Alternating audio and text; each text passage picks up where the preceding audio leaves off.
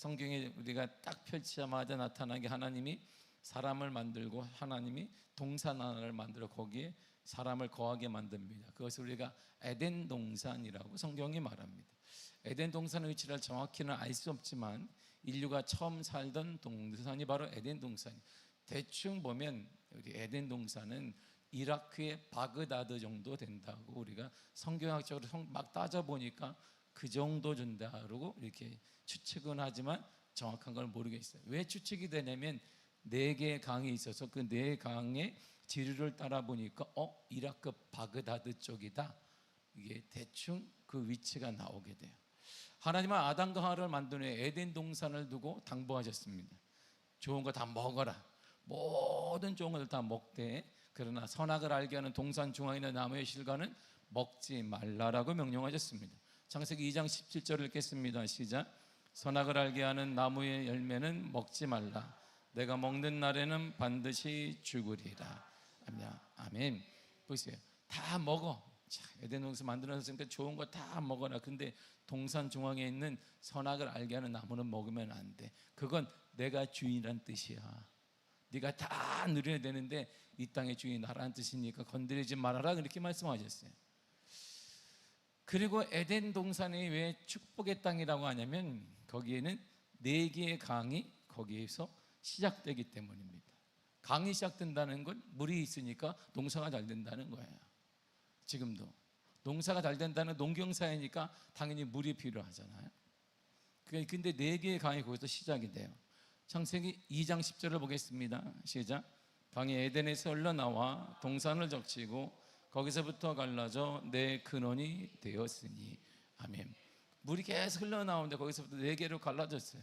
그리고 쫓아가 보니까 강이 4개가 된 거예요. 그러니까 물이 풍부하잖아요. 풍부하니까 곡식이 잘 자랄 거예요. 모든 것이 다 풍성할 것입니다. 아담과 하와는 에덴 동산에서 아무 금식 없이 고생하지 않고 저주도 없이 잘 살았습니다. 근데 뱀의 유혹을 받아서 하나님이 먹지 말라는 동산 중앙에 있는 선악을 알게 하는 실과를 먹어버렸어요. 창세기 3장 6절을 보겠습니다. 시작. 여자가 그 나무를 본즉 먹음직도 하고 보암직도 하고 지혜롭게 할 만큼 탐스럽기도 한 나무인지라 여자가 그 열매를 따먹고 자기와 함께 있는 남편에게도 주매 그도 먹은지라. 아멘. 보암직도 하고 먹음직도 해요. 그래서 하와가 그걸 먹었어요. 너무나 맛있어요. 남편에게 주니까 남편도 먹었습니다. 아담과 하와가 선악을 알게 하는 동산 중앙에 있는 나무의 열매를 따먹은 것은 하나님의 말씀에 불순종한 일이 되었습니다. 그래서 저주를 받게 되고 죽음에 이르게 되고 에덴 동산에서 쫓겨내 낙원을 잃어버렸어요. 그래서 우리가 신낙원 이런 소설도 있는데 낙원을 잃어버렸다 이런 뜻이거든요. 이때부터 사람은 에덴이라는 낙원을 잃은 채 살았어요. 에덴이라는 낙원을 잃어버리니까 찾아온 게 뭐냐면 슬픔과 저주와 고통과 아픔과 재앙과 죽음이 찾아왔습니다. 이후에 하나님은 고생하는 인간들을 바라보며 더 이상 인간들을 가만히 두지 못하고 예수 그리스도를 통해 잃어버린 낙원을 다시 회복할 수 있는 길을 열어주었습니다. 창세기 3장 15절에 이렇게 말합니다. 시작. 내가 너를 여자와 원수가 되게 하고 내 후손도 여자의 후손과 원수가 되게 하리니 여자의 후손은 내 머리를 상하게 할 것이요 너는 그의 발꿈치를 상하게 할 것이니라 하시고. 아멘. 반복되는 말이 여자의 후손 나와요. 여자의 후손이 누구냐 보니까 원시복음이라고 해요. 창세기 3장 5절은 복음인데 원시적인 복음이에요. 그러니까 정확하지 않은데 선명하게 드러나지 않지만 복음이 나온다 이런 말이거든요. 이 원시복음 여자의 후손이 바로 예수 그리스도를 말해주고 있습니다. 그분을 이 땅에 보내주어서 잃어버렸던 낙원을 찾을 수 있도록 주님 하나님께서 다시 잃어버린 낙원이 아니라 원래의 낙원에서 살도록 기쁨과 자유와 은혜를 누리며 살도록 만들어 주었습니다. 그러니까 예수님이 하실 일이 정확히 우리에게는 딱 보이는 거예요. 뱀, 용, 사단이라고도 하는 계시록 12장 9절에 있는 것처럼 그에게 속아서 낙원을 빼앗겼으니까 그 낙원을 빼앗은 그 뱀을 멸하면 되는 거예요. 근데 우리는 불가능하잖아요. 그래서 하나님이 예수 그리스도를 이 땅에 보내주신 것입니다. 요한에서 3장 8절에 이렇게 말하잖아요. 시작. 하나님의 아들이 나타나신 것은 마귀의 일을 멸하려 하심이라. 아멘. 하나님의 아들 예수 그리스도가 이 땅에 나타나신 오신 것은 마귀의 그 일, 우리를 낙원을 잃어버리게 만들었던 그 일, 에덴을 잃게 했던 그 일을 멸하기 위해 이 땅에 오셨다라고 말해주고 있습니다. 이처럼 하나님은 에덴이라는 낙원을 잃어버린 인간을 마귀와 죄와 사망에서 구원해 주셨습니다. 다시 낙원을 찾게 해주신 거예요. 그러니까 예수를 믿게 되면 낙원이 회복되는 거예요. 거기에는 뭐가 있는데 기쁨과 가장 큰 축복이 하나가 있는데 바로 그 축복이 뭐냐면 하나님과 동행하며 교제하는 거예요. 이게 주님에 의해서 가장 큰 일이 그것입니다. 하나님 안에 능력이 있고 하나님 안에 생명이 있고 하나님 안에 회복이 있으며 하나님 안에 치유가 있으며 하나님 안에 사랑이 있으며 하나님 안에 용서가 있습니다. 그러니까 그걸 회복하도록 주님 만들. 그러니까 예수를 우리가 생명을 갖게 되면 예수를 믿는 바로 그것입니다. 생명이 들어오니까 회복되는 것, 회복되고 치유되고 다시 살게 된다 이런 말이거든요. 성경은요 구원의 이야기입니다. 성경은 주 내용이 뭐냐면 잃어버린 낙원의 삶에서 다시 찾은 낙원의 삶으로 가는 여행을 그려놓은 거예요.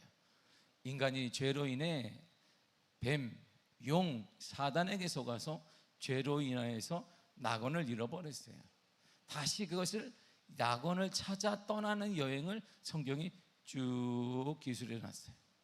그게 구원이라고 그러죠. 그럼 누굴 통해 가능하냐? 주님이 얘기했어요.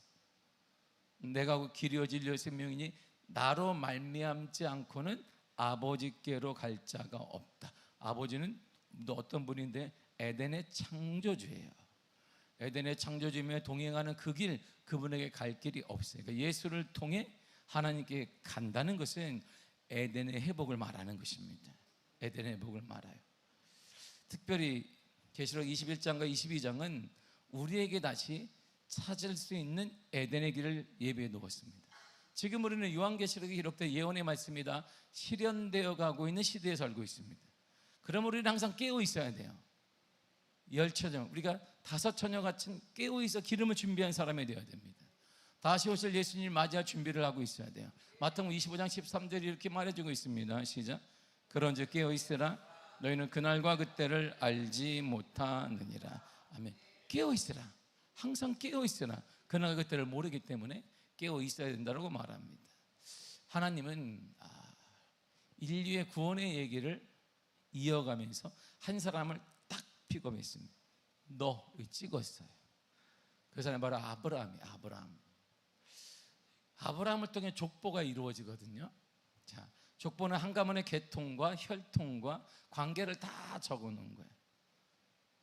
자, 제가 광산탁씨 36대손에 계산파 36대손이에요. 그 다음 몰라요. 종친회도 안 가봤으니까.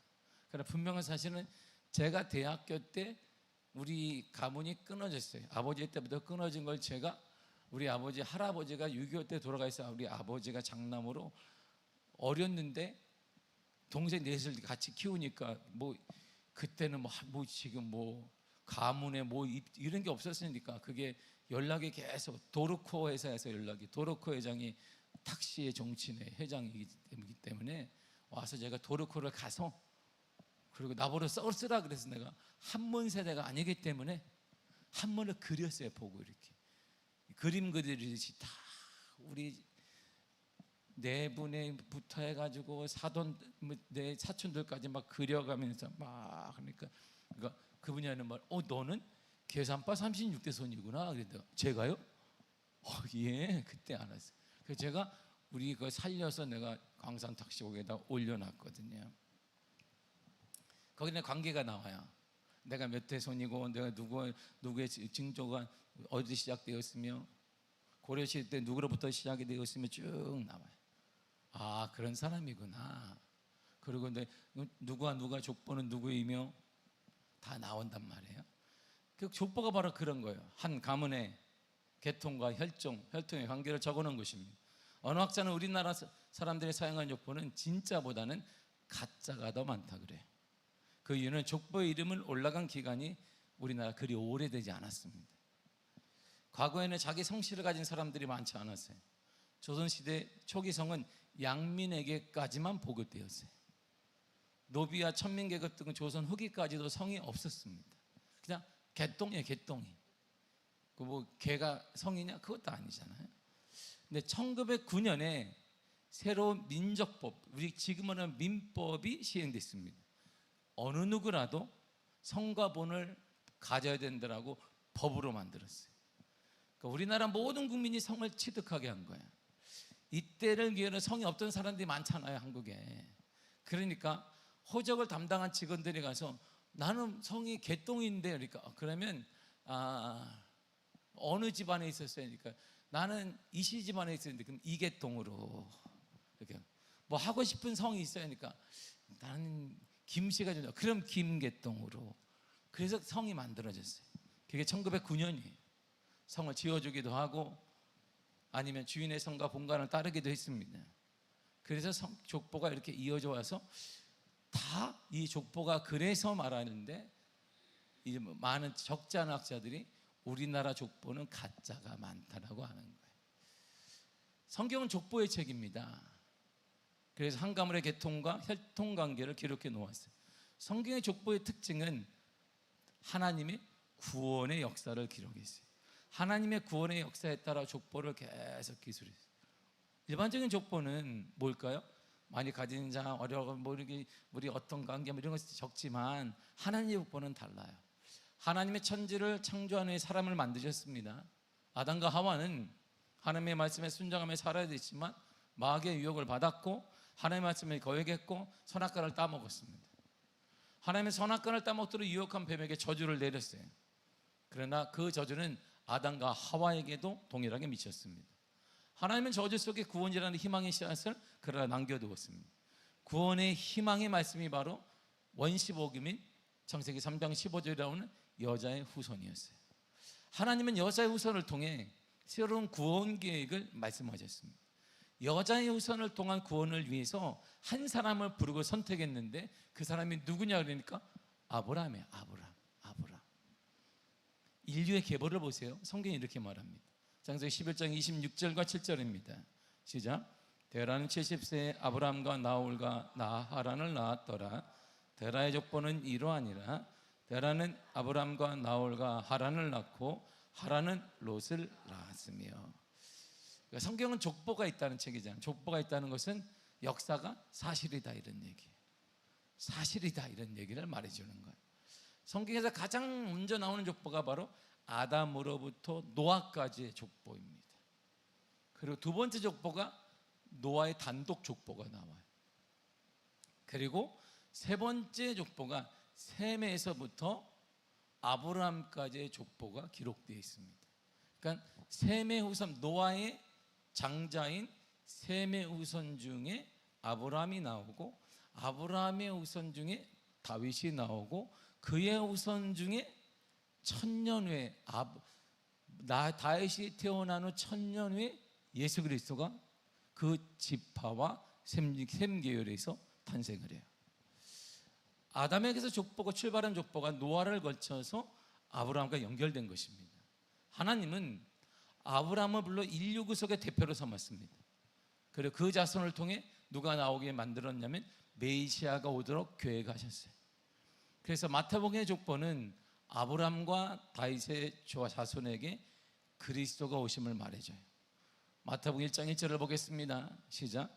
아브라함과 다윗의 자손 예수 그리스도의 계보라. 자, 아브라함의 족보에 위를 거니까 셈족속이 셈이 누군가 모았더니 노아의 첫 번째 아들이에요. 노아로부터 셈이 나왔고 셈의 후손 중에 아브라함이 나왔고 아브라함의 후손 중에 정확히 성경적으로 근거를 보면 아브라함이 태어나다음에 1000년 후에 다윗이 나와요. 그리고 1000년 후에 다시 예수 그리스도가 나요. 왜냐하면 성경을 볼 때 아브라함은 BC 2000년 전쯤의 사람이다라고 봐요. 그러면 다윗은 정확하게 BC 1000년의 사람이거든요. 그러니까 1000년을 기점으로 해서 아브라함과 다윗의 자손 예수 그리스도의 계보라 족보라고 나와요. 그리고 그 후손 중에 누가 나오냐면 마태복음 1장 16절에 이렇게 말합니다. 시작. 야곱은 마리아의 남편 요셉을 낳았으니 마리아에게서 그리스도라 칭하는 예수가 나시니라. 아멘. 보세요. 마리아에게서 그리스도라 칭하는 예수가 나왔다. 예수님의 족보 중에 원래 족보는 여성이 들어가지 않는데 마리아를 넣었어요. 왜 넣었을까요? 창세기 3장 15절에 나오는 거죠. 여자의 후손이 나올 것이다. 그러니까 여성을 강조해야 돼. 왜? 그것이 이루어졌다 이란 말이에요. 원시복음이 이루어졌다. 사단을 이길, 뱀을 이길, 뱀을 밟을 메시아가 나왔다. 누굴 통해? 여자의 후손 중에. 그래서 마리아에게서 그리스도라 칭하는 예수가 나왔다 이렇게 말한 거예요. 근데 누가는 예수님의 족보를 좀 다르게 적어놨습니다. 원래 족보를 하면 이렇게 우리가 말하면 광산 탁시 중에 고려 성종 때부터 막 나와요. 쭉 몰라, 나도 누군지도 몰라, 탁 나와요. 그럼 쭉쭉 나와야 되는데 누가는 좀 다르게 기술했어요. 누가가 족보를 왜 이렇게 기술했는지 성경학자도 몰라. 그래서 답은 딱 하나밖에 없습니다. 하늘나라에 가거든 여러분이 누가에게 물어보시기를 바랍니다. 저한테 물어보지 마시고. 누가는 좀 다르게 기술해 놨거든요. 누가의 족보는 예수님이 곧 정확한 사실이 하나 있어요. 예수님이 누군지 아니? 하나님이다. 이 얘기를 딱 강조하고 족보가 끝납니다. 자, 길지만 보세요. 누가복음 3장 34절에서 8절까지 읽겠습니다. 시작. 그 위는 야곱이요, 그 위는 이삭이요, 그 위는 아브라함이요, 그 위는 데라요, 그 위는 나홀이요, 그 위는 스르기요, 그 위는 루이요, 그 위는 벨렉이요, 그 위는 헤보요, 그 위는 살라요, 그 위는 가이난이요, 그 위는 아박사시요, 그 위는 셈이요, 그 위는 노아요, 그 위는 레멕이요, 그 위는 무드셀라요, 그 위는 에녹이요, 그 위는 야렛이요, 그 위는 마하랄렐이요, 그 위는 가이난이요, 그 위는 에노스요, 그 위는 셋이요, 그 위는 아담이요, 그 위는 하나님이시니라. 자 보세요. 저 밑에부터 이렇게 다시 밑에부터 올라간 거예요. 그 위는 누구냐면, 그 위는 누구냐면, 이런 얘기예요. 제가 탁규노 위는 우리 아버지가 기자 탁기석이요.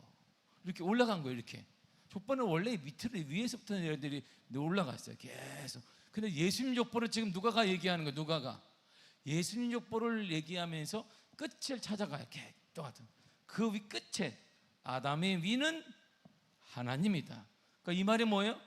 예수님이 누구다? 하나님이다. 그걸 누가는 가르쳐주고 싶었던 거예요. 여러분, 예수님이 하나님이세요. 이렇게 예수님이 창조주세요. 이 얘기를 누가는 하고 싶었던 거예요. 그래서 위로 쭉쭉 올라가니까 그 위는 그 누구고, 그 위는 누구고, 그 위는 아담이고, 그 위는 하나님이다. 근데 그 예수님 족보네. 그러니까 하나님이 누구다? 예수님이다 이런 말이에요. 성경에서 족보가 중요한 이유는 제가 말하자면 구원의 역사를 말하고 있기 때문이에요. 구원사의 족보는 아담을 통해 셋으로 이어졌습니다. 셋은 노아로 이어졌습니다. 노아는 셈으로, 그리고 아브라함으로 이어졌습니다. 셈에서 아브라함으로 이어지는 족보에는 뭐가 흐르느냐? 신앙이 흘러요. 계속. 왜? 다 죽었어요. 노아 시대에는.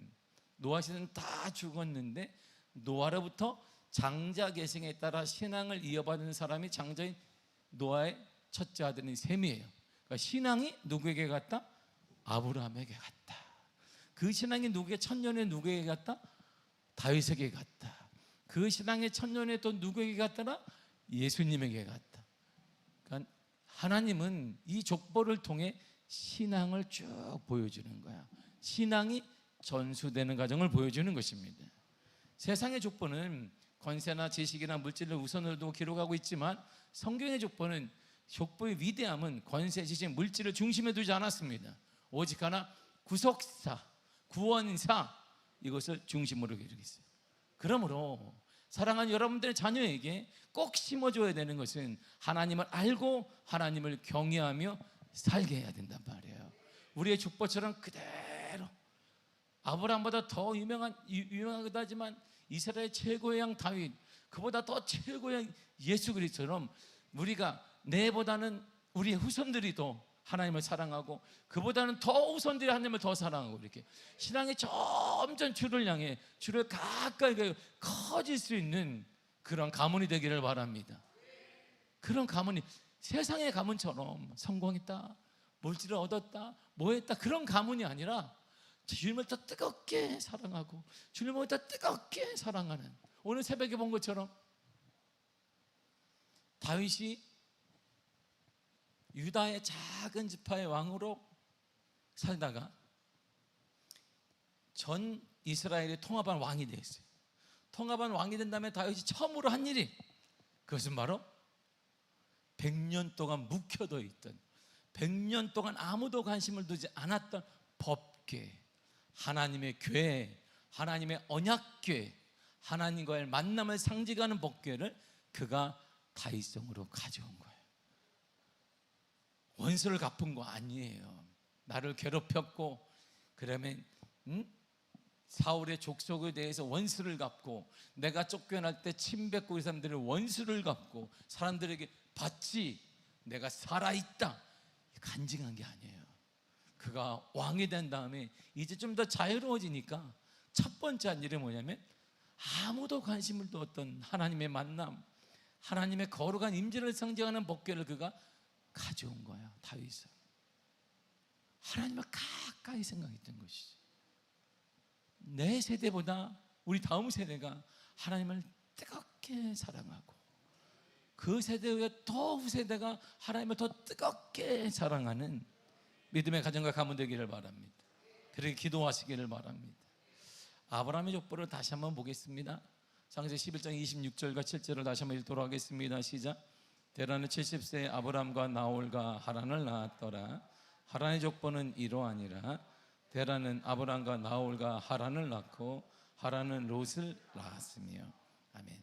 데라가 70세에 세 아들을 낳았어요. 아브라함, 나홀, 하란을 낳았습니다. 데라는 갈대아 우르라는 땅에서 살았어요. 갈대아 우르는 두 개의 강 사이에 있는 땅, 이런 뜻을 가진 메소포타미아 그 지역을 말합니다. 그게 두 개의 가진, 그러니까 보세요, 두 개의 강을 가졌다, 농경사회에서 돈이 많다, 이런 말, 풍부하다, 상업이 이루어지고 있다, 거대한 거의 무역 도시이다는 걸 알 수 있어요. 그 돈이 많은 지역이잖아요. 그 두 개의 강이 바로 유브라데와 티그리스 강변에 위치한 지역입니다. 이 우르는 수메르의 도시예요. 수도입니다. 그 시대 최고의 도시가 바로 우르였어요. 돈이 모이고 무역이 모이고 각종 사람들이 모이고, 그리고 그 근처에서 3만 명, 인구가 3만 명이 있어서 그 근처에서 뭘 했느냐? 바벨탑을 쌓았네. 하나님까지 올라가기 위해서 바벨탑을 쌓은 것입니다. 그래서 갈대아인들은 바벨론 사람이다라고 불리기도 했어요. 오늘날 이라크의 수도가 있는 바그다드 지역이 바로 남동쪽에 속하는데 그 지역일지 모르겠어요. 아무튼 아브라함의 10대 손이 보세요. 아담의 10대 손이 노아예요. 노아의 10대 손이 누구냐면 데라입니다. 그리고 갈대아 우르에서 그가 아브라함을 낳아요. 아브라함의 출생은 BC 예수님 탄생전 주전한 2000년 경으로 잡습니다. 우르는 우상의 도시예요. 보세요. 돈이 모여요. 그 당시에. 그리고 각종 인구들이 모여요. 그러면 거기에는 당연히 우상이나 이런 게 성행한다는 거예요. 우상의 도시가 된다는 것은 돈이 많다는 증거예요. 그 당시에 돈이 많고 잘 산다는 증거입니다. 거기서 아브라함의 아버지 데라가 뭘 했냐면 우상을 만들어서 장사했던 사람입니다. 당연히 그 돈을 많이 벌었어요. 그 당시 우상 숭배는 문화가 발달됐다는 뜻이기 때문에 하나님은 갈대아 우르라는 우상의 도시에서 최고의 문화 도시에 살고 있는 아브라함을 불러서 아브라함아 쥐셔야 할 땅으로 가라. 그 당시 가나안 땅은 원시인들이 사는 거예요. 아무도 가보지 않은 땅이에요. 거기를 가라고 말씀하셨습니다. 아브라함이 살던 지역과 아브라함의 아버지가 우상 숭배였다는 것을 여호수아가 딱 지적을 했어요. 여호수아 24장 2절을 보겠습니다. 시작. 여호수아가 모든 백성이 이르되 이스라엘 하나님 여호와께서 이같이 말씀하시기를 옛적에 너희 조상들 곧 아브라함의 아버지 나홀의 아버지 데라가 강 저쪽에 거주하여 다른 신들을 섬겼으나. 아멘. 보세요. 아브라함의 아버지 데라가 강 저쪽에서 뭐 했느냐? 다른 신을 섬겼다, 이렇게 얘기해요. 아브라함은 우상의 도시를 떠났습니다. 그런데요, 떠나서 하나님이 약속하신 가나안으로 가야 되는데 중간에 딱 멈췄어요. 이렇게 가다가 멈춰버렸어요. 어느 땅에 멈췄어요? 하란 땅에서 멈췄습니다. 자기 아버지 데라가 죽을 때까지 하란 땅에 있었어요. 분명 하나님은 하란 땅으로 가지 않고 지나서 저 끝까지 가라, 가나안 땅으로 가라고 했는데 그가 가다가 멈춰버렸어요. 하란 땅에서. 그리고 거기서 그냥 집을 지어버렸네. 언제까지? 아버지가 죽을 때까지. 데라는 아브라함을 비롯한 가족을 데리고 갈대아 우르를 떠나서 가나안 땅으로 가는 중에 하란에 머물렀습니다. 하란은 그 당시 가장 큰 수메르의 도시, 수도에서 북쪽에 있는 곳이에요.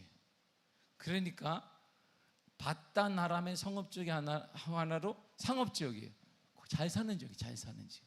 그리고 아브라함의 생각도 가긴 가는데 이게 완전히 미기한 도시들 가기에 좀, 아무도 안 가봤어요. 소문도 없어요. 가나안에 가보셨나 그러니까 이게 무슨 도시야? 거기 그런 데도 있어요. 그런 당시 그런 도시니까 떠나긴 떠났는데 끝자락에, 상업도시 끝자락에 머물러 버렸어요. 왜? 불안한 거야, 이게 가기에는. 소아시아 바벨로니아 교통의 요지가 바로 하란이라는 곳입니다. 거기에 머물렀어요. 가나안 땅에 가야 될 아브라함이 하란에서 지체하고 있을 때, 그때 하나님이 더 이상 지체하지 말도록 그의 아버지 데라를 데려간 거예요. 성경이 이렇게 말합니다. 사도행 7장 4절입니다. 시작. 아브라함이 갈대아 사람의 땅을 떠나 하란에 거하다가 그의 아버지가 죽음에 하나님이 그를 거기서 너희 지금 사는 이 땅으로 옮기셨느니라. 아멘. 갈대아를 우르를 떠났는데 하란 이 우르의 끝자락에 상업도시에 머물러 버렸어요. 그러니까 안주하게 돼요. 먹고 살만해요. 우상을 또 깎으면 되니까. 그럴 때 하나님께서 아버지를 데려갔어요. 죽으니까 하나님이 거기서 다시 아브라함이 떠나게 됩니다. 데라가 죽자 하나님은 아브라함을 가나안 땅으로 옮기셨습니다. 이처럼 구원의 역사는 사람에게 주도권이 있는 게 아니에요.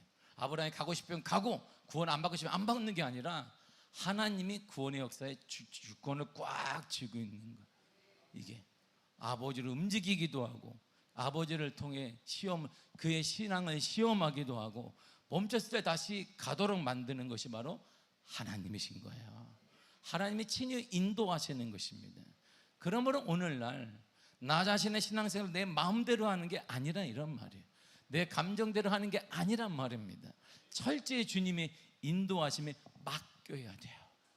그래서 우리 미아교회는 강북쪽에서 가장 뜨거운 교회가 돼야 되고 기도하는 교회가 다시 되어야 합니다. 그리고 하나님은 아브라함이 이렇게 약속하셨어요. 떠난 아브라함에게 다 그걸 하란 땅을 딱 떠나자 하나님이 떠나도록 이렇게 약속을 하나 딱 하셨습니다. 오늘 1절에서 3절입니다. 오늘 본문의 시작. 여호와께서 아브라함에게 이르시되 너는 너의 고향과 친척과 아버지의 집을 떠나 내가 내게 보여줄 땅으로 가라. 내가 너로 큰 민족을 이루고 내게 복을 주어 내 이름을 창대하게 하리니 너는 복이 될지라. 너를 축복하는 자에게는 내가 복을 내리고 너를 저주하는 자에게는 내가 저주하리니 땅의 모든 족속이 너로 말미암아 복을 얻을 것이라 하신지라. 아멘. 아브라함아, 지체하지 말고 가라. 내가 너에게 보여준 그 땅으로 가. 그러면 너는 복이 될 거야. 너를 통해 많은 사람들이 복을 받을 거야. 너가 누구를 통해 복을 받는 게 아니야. 너가 있어서 복을 받는 거야. 너 때문에 거기가 복을 받는 거야. 너희 가정이 너 때문에 복을 받고 너희 일터가 너 때문에 복을 받는 거야. 우리 교회가 누구 때문에 부흥하는 거야? 그게 너야, 아브라함아. 그렇게 말씀하셨어요. 이제 우리 차례잖아요. 하나님께서 아브라함에게 하신 약속의 복을 이제 여러분의 것으로 삼으시기를 바랍니다. 하나님의 복을 받고 우리도 다른 사람에게 하나님의 복을 전하는 주인공이 되기를 바랍니다. 가나안 땅으로 갈 때 아브라함이 어떤 마음으로 갔는가? 마음이 별게 아니에요. 특별 가자 이렇게 꽉 물고 간 것도 아닙니다. 아브라함은 단순하게 행동했어요. 이게 아브라함이 복의 축복의 사람이 된 이유예요. 본문의 4절과 5절을 읽겠습니다. 시작. 이 아브라함이 여호와의 말씀을 따라갔고 롯도 그와 함께 갔으며 아브라함이 하란을 떠날 때에 75세였더라. 자 보세요. 단순하게 여호와의 말씀을 따라간 거예요. 이렇게 어떤 굳은 마음을 가지고 따라가 이렇게 아니라 말씀하시니까 가는 거예요. 하나님의 가이드에 따라 움직이는 거예요. 우리에게도 하나님의 가이드가 여기 있잖아요. 여기에 따라 움직이면 되는 거예요. 갈등하지 말고 이것들 의심하지 말고 그냥 가는 거예요. 그러면 하나님이 우리를 아브라함에게 줬던 복이 되게 하시고 나를 통해 내 자녀가 살고 가정이 살고 교회가 살고 공동체가 사는 은혜를 허락하여 주시는 거예요. 5절을 보겠습니다. 시작. 아브라함이 그의 아내 조카와 조카 롯과 하란에서 모은 모든 소유와 얻은 사람들을 이끌고 가나안 땅으로 가려고 떠나서 마침내 가나안 땅에 들어갔더라. 자, 가나안 땅에 갈 때 아브라함이 말하지 않은 두 가지를 그가 가져갔어요. 첫째가 뭘까요? 조카 롯을 데려갔어요. 가라 너에게 말했는데 조카 롯까지 잡았어요. 둘째가 뭐냐면 부자였을까요? 부자가 아니었을까요? 아브라함이 엄청 부자였지. 그걸 바리바리 쌌네. 바리바리 쌌어. 왜? 거기 불안하잖아. 이게. 말씀은 내가 좀 믿기는 한데 거기 불안하거든. 그러니까 거기 모았던 금 바리바리 쌌어. 바리바리 싸가지고 그냥 모은 것 보세요. 모든 소유와 그리고 또 누구도 종들까지 바리바리 사가지고 그냥 이렇게. 그러니까 뭉텅이가 가는 거야. 뭉텅이가 갈 때 분명 하나님은 너가 가라 그랬어. 그러면 단순하게 그때는 자녀가 없으니까 와이프 둘만 가면 되는데 아유 그래도 롯도 조카도 하나 데려가고 위험할지 모르니까 군인도 몇 명 사고 종도 사고 그리고 내 비상금까지 엄청 돈이 많어. 유산도 많으니까 바리바리 싸가지고 이렇게 쫙 가는 거지. 이야 그 그림을 보세요. 이야 뭐 개선 장군처럼 가는 거야. 이렇게 딱 앞뒤 보디가드가 있고 조카 롯은 아들처럼 탁 큰아빠 그러면 그래 가자. 야, 뭐가 먹고 싶노? 그래 오늘 스테이크나 먹자. 큰아빠 스테이크 집이 없네요. 그러면 배달을 시키거라. 그랬을 거야 아마.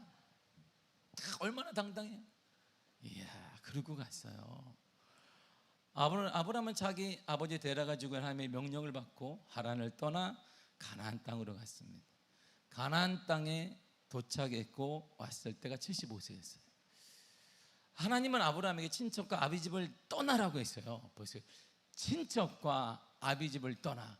조카 롯이 친척이잖아요. 떠나야 되는데 친척을 조카 롯을 데리고 갔어요. 그랬더니 창세기 13장에 그 조카 롯 때문에 위기를 당한 거예요. 조카 롯이 재산이 많아서 조카 롯이 그 재산을 처분해가지고 소돔과 고모라로 가버렸네. 그러니 어떡하겠어? 조카를 데려와야 되니까 자기가 돈 주고 키웠던 그 다음에 외인부대 318명을 사가지고 몰래 가서 얘를 데리고 왔어요. 그리고 조카의 빼앗겼던 돈도 데리고 왔는데 그 소식이 딱 거대한 내 왕의 소리에 딱 들린 거예요. 뭐? 어디서 온 사람이라고? 우리 족속도 아닌 사람이 우리에게 피해를 줘? 이들이 흥분해서 조직을 한 거예요.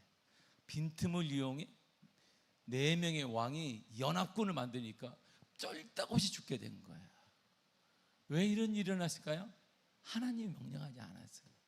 하나님은 너희 친척 그리고 아버지 집을 떠나 그랬는데 같이 데려간 거예요. 하나님은 아브라함 주위에 있는 모든 사람들과 다 떨어지게 한 후에 홀로 남게 했어요. 아무도 나무를 보세요. 여기 보세요. 이런 나무가 동일한 나무인데 몇 천만 원짜리도 있고 그리고 몇십만 원짜리도 있습니다. 나무에 따라 다른 거예요. 좋은 제목에 따라 동일한 것을 만들어도 몇 천만 원짜리, 몇 억짜리도 있고 몇십만 원짜리도 있어요. 좋은 제목으로 사용하기 위해서는 많이 가꿔야 합니다. 그리고 저 더운 아니면 추운 곳에서 이겨낸 나무여야 합니다. 특별히 가지치기도 잘해 주어야 합니다. 하나님도 한 사람을 사용하기까지 많은 훈련과 연단을 그래서 하시는 거예요. 왜? 우리의 가치를 높여주기 위해서 말이에요. 다 나무는 동일한데 동일한 게 아닌 거예요. 나무라는 이름은 같지만 가치가 달라요. 몇 억짜리는 추운 겨울에서도 이겨내야 되고 주위에서 가지치기도 전문가들이 해줘야 되고, 그런데 몇십만 원짜리 이런 것들은 베니아판 같은 거 그냥 너부러져 있는 거 주워오면 되는 거예요. 썩어 빠진 거 주워와서 그냥 툭툭툭 하면 되는 것입니다. 연단과 훈련 중에 하나가 뭘까요? 하나님이 가장 잘 쓰신 방법이 하나 있습니다. 주변의 모든 사람을 떠나게 하고 하나님만 바라보게 만드는 거예요. 이게 하나님의 방법인 거예요. 이게 하나님의 방법인 거예요. 하나님은 철저하게 사람을 외롭게 만들 때가 있습니다. 아무도 나를 이해 못 해줄 때가 있어요. 그동안 내가 나쁜 일을 한 것도 아닌데 아무도 나에게 후원하거나 도움을 주거나 좋은 소리 안 할 때가 있어요. 바로 그때는 하나님이 놓고 하는 거예요. 나랑 대화하자. 내가 힘을 줄게. 하나님은 아브라함이 그걸 원했던 것인데 아브라함은 바리바리 잡았고 조카 롯도 데려가고 종들도 데려가고, 그러니까 가뭄이 오니까 싹 없어진 거야. 그 재산이 한번 가보니까 싹 없어. 먹을 게 없으니까 애굽으로 내려가서 와이프도 2번이나 팔아먹고 와이프 잘 만나가지고 부자 되고. 참, 할렐루야.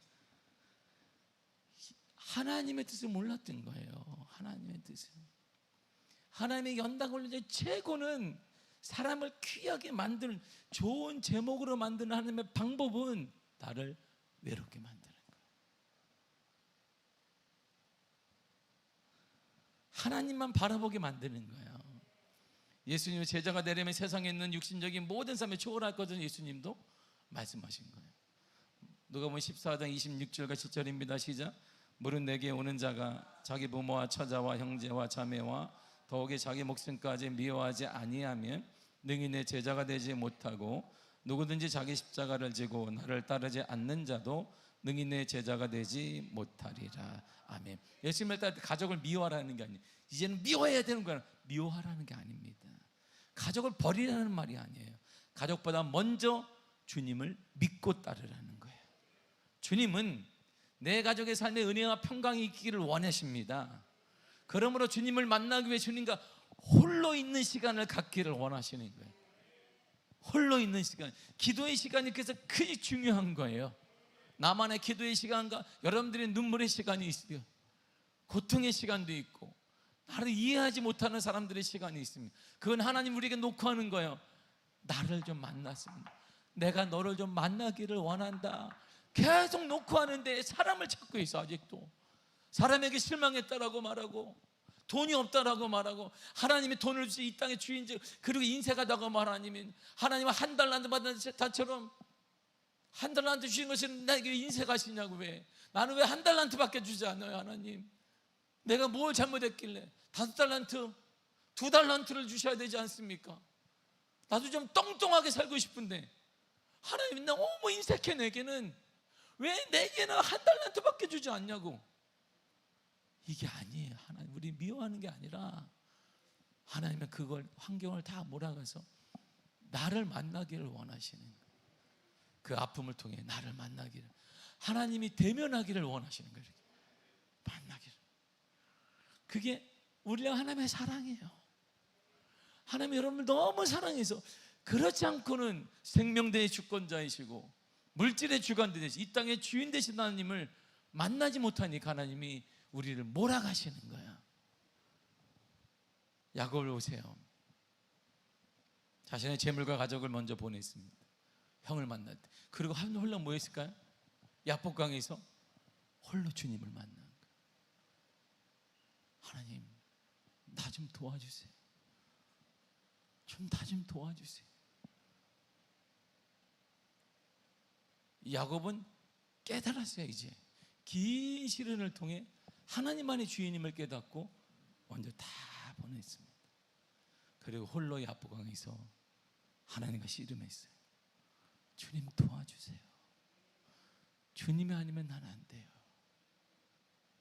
이럴 때 하나님이 그의 형의 마음도 바꾸시고 야곱에게 은혜도 허락하셔서 그 12아들이 이스라엘의 지파를 만들고 이스라엘이라는 나라도 형성하게 만들고 그의 4번째 아들인 유다 지파를 통해 하나님께서 다윗이 나게 하시고 그 후손 중에 유다 지파 중에 한 분 예수 그리스도를 주신 거예요. 하나님은 매정한 분이 아니에요. 하나님은 인색한 분이 아닙니다. 우리의 아픔을 통해 하나님은 만나기를 원하시는 거예요. 여러분을 만나주기를 원하는 거예요. 만나서 하나님은 너 왜 잘못했니? 그게 아니라 우리를 보듬어 주기를 원하는 거예요. 괜찮아. 실수할 수 있어. 괜찮아. 그럴 수 있어. 내가 너를 보호해주리라. 내가 너와 함께 할 거야. 내가 너를 복으로 만들어줄 거야. 그렇게 하기를 원하시는 거예요. 그렇게 하기를 원하신 것입니다. 야곱이 홀로 하나님을 만난 후에도 가족은 안전했어요. 재물도 그대로 있습니다. 주님과 영적인 깊은 만남이 먼저 이루어져야 돼요. 그래서 다윗은 하나님의 마음에 맞는 사람이 된 이유가 뭐냐면 그가 이스라엘의 왕이 딱 추대된 다음에 한 일이 첫 번째가 바로 법궤를 모셔온 거예요. 주님이 필요합니다. 이 고백이 이루어진 거예요. 100년간 아무도 법궤를 건드리지 않았습니다. 사울은 40년 동안 왕자에 있었지만 왕권에 있었지만 법궤를 물어보지도 않았습니다. 근데 그는 정시 왕이 딱 되자마자 가장 먼저 한 일이 법궤를 가져왔어요. 기란 여아림에 있는 에베네돔의 집에서 법궤를 자신의 성으로 모셔왔어요. 왜요? 하나님과 함께하는 것을 가장 기쁨으로 여기기 때문에. 그걸 하나님은 아셔서 다윗에게 필요한 말하지 않았어요. 물질도 주시고 군사도 주시고 이스라엘의 가장 큰 전성기도 주시고 승리도 주셔서 그 거대한 것을 모아서 그가 예루살렘 성전을 지으려고 했는데 하나님이 됐다. 넌 수고했으니 아들에게 줘. 저는 이렇게 해석하는 거예요. 다윗이 얼마나 수고를 했겠어요. 그러니까 그 고된 사역은 아들에게 맡겨도 돼. 그래서 그 아들에게 800조 원의 돈을 넘겼어요. 800조 원을. 그래서 예루살렘 성을 금덩이로 다 만든 거예요. 솔로몬이. 돈이 차고 넘치기 때문에. 하나님이 마음에 맞는 사람에 그런 걸 주시는 거예요. 사랑하는 성도 여러분, 질병이 올 수도 있어요. 자녀 문제가 내 마음대로 되지 않을 때도 있습니다. 여러 가지 많은 문제가 우리 가운데 있을 수도 있어요. 그때 하나님은 우리를 징벌하는 게 아니에요. 하나님이 나를 만나기를 원하시는 거예요. 하나님은 여러분들을 만나서 복이 되게 하기를 원하시는 거예요. 그리고 하나님의 은혜가 넘쳐나게 하시기를 원하시는 것이고 하나님이 여러분들 오른손으로 꽉 붙잡아 주실 거예요. 그것이 허물이든 실수든 괜찮습니다. 그분이 나의 아버지가 되시기 때문에 오늘 우리가 간절히 기도할 때 주의 도움을 구하십시오. 주님이 안아주실 거예요. 여러분들을 꼭 붙잡아 주실 것입니다. 오늘 회복이 일어날 것입니다. 치유가 일어날 것입니다. 역사가 일어날 것입니다. 주의 은혜가 넘쳐나게 될 줄 믿습니다. 기도하겠습니다.